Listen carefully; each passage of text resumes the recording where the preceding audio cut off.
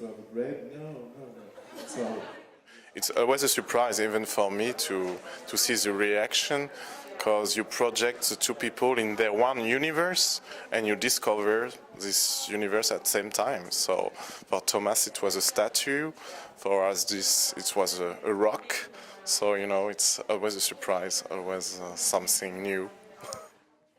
but also I've been working so much in front of the camera, like filming myself as a performance artist. Við kynntumst hérna í fyrra, þá var hann að koma hingað til þess að sýna verk á RIF og í rauninni var það þannig að ég fór að gera sýningu í Pompidou, tengingu við RIF og þannig var svo tenging til. Hún heitir hún Geraldine sem sýningarstjóri í safninu, hún tengdi okkur.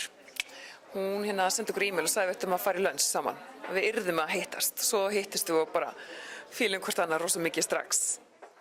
A great festival with an international dimension, but a really warm dimension between the people, because it's a small festival, so you can easily talk to different directors, and I love this feeling of being a big family, that you can share a lot of talk about, for example, really famous producer and director and new director.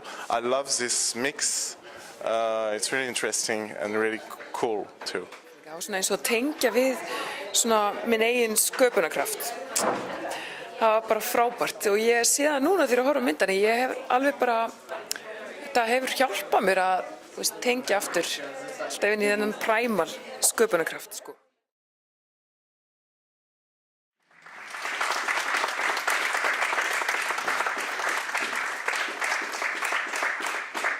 Heimildamynd lítið strák sem heitir Aron Dagur og hann heyrnarlaus eða heyrnarskertur og já, þetta verður henni bara að sýna dag í hans lífi. Sett hvernig að því heyrnarlausu heimur svolítið falinn, skilur, fólk svolítið forvitið en já, það verður henni bara það, sko. Heyrðu, þessi mynd hana sem sagt leik Mario Party sem fer bara hrikalega úrskeiðis. Mjög gaman. Ég bjóst ekki við því ég bjóst ekki við því að vinna þegar ég vann kvikmyndahátíðina. Ég ætlaði alla að mæta á þetta Svo bara var það frábært að fá þetta og ég mjög ánægð að fá svona flagg Það bara mjög gaman Það herlega að sjá að fólk hefur ánægð af verk mín, alveg sem hvað illa klippt þau eru. Þetta var alltaf fyrsta myndi sem maður gerði og þetta var bara svona passion Passion over skill En það kemur ný mynd næsta ári og þá það skiljum við passion þið tjekkið þannig. Ég sé bara að halda á hópnum og fylgjast með hvað aðrir að gera og koma þeim með verkin.